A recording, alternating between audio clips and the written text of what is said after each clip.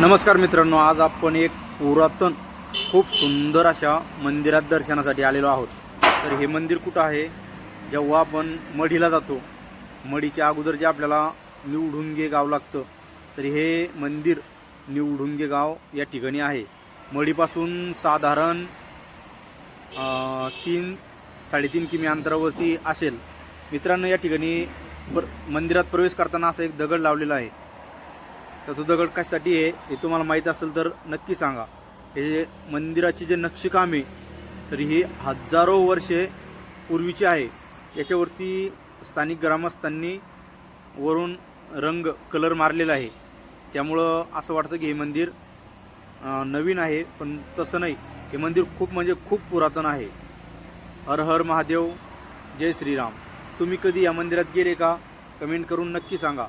शिवलिंग तर अति सुंदर आणि भव्य दिव्य आहे। त्याच्यावरती पितळाचा लेप लावलेला आहे।